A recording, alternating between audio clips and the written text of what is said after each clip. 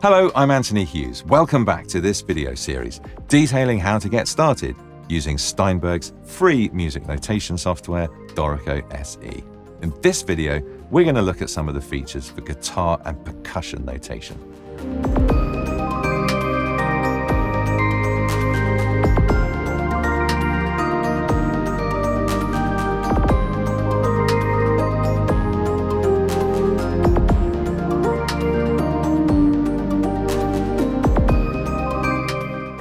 Let's repurpose our piano instruments part for guitar.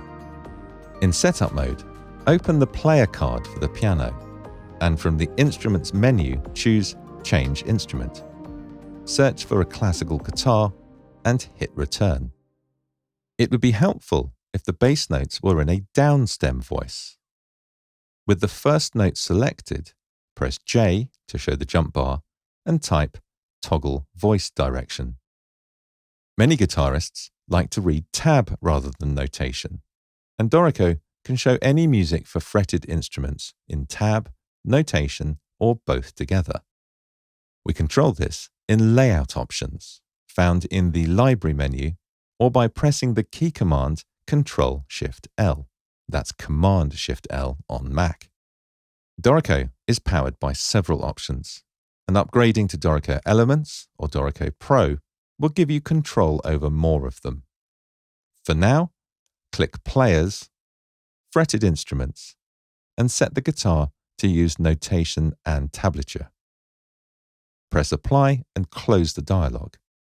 You can see that Dorico has interpreted the notes and assigned them valid strings and fret numbers.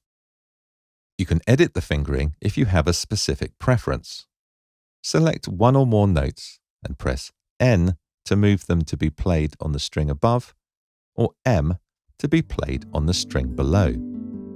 Work through the piece until you're happy with all the fingering.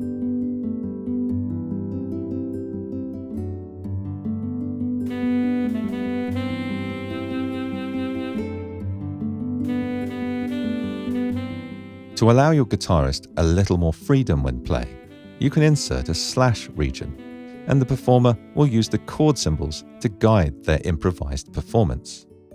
Make a selection, open the Repeat Structures panel, and in the Rhythm Slashes section, click to create a slash region. The green shading is there only to indicate the region. By default, it doesn't print. And any music you've entered is still there. You can peek behind the slash region to see it, and it will still play back. Let's add a drum kit. Switch to Setup mode and press the Add Player button. Type Drum and choose the basic drum set. Expand the drum set player and you'll notice the instrument label is green, telling us that this is a percussion kit comprised of multiple percussion instruments. We can edit the percussion kit to see which instruments it includes. It also shows us whereabouts on the 5-line staff each instrument is located. This kit has everything I need, except for a second cymbal. Click the Add New Instrument button and search for crash cymbal. You can drag instruments to your preferred staff position. Press Apply and close the editor. Back in write mode, double-click the percussion staff to start note input.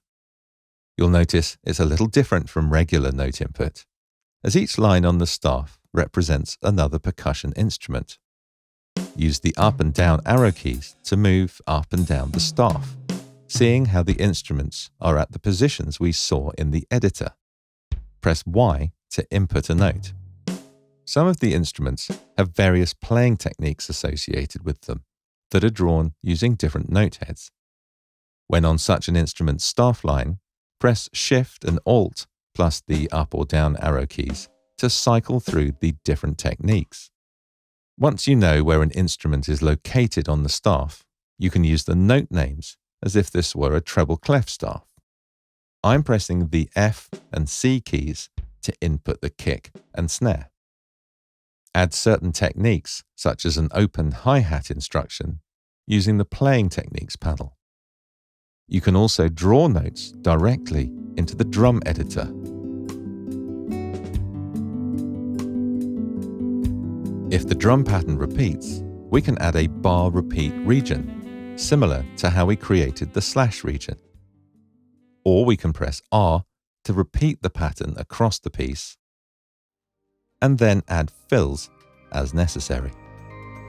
So I hope that gives you a flavour of some of the powerful features Dorico SE has for working with guitar and percussion music, and for using slash and bar repeat regions. In the next video, we're going to look at editing and arranging our piece, including looking at some more advanced features that I think you're going to love. I hope to see you there. In the meantime, if this video has been useful, please do like and subscribe, and leave a comment with any questions. I'm Anthony Hughes. Thanks for watching.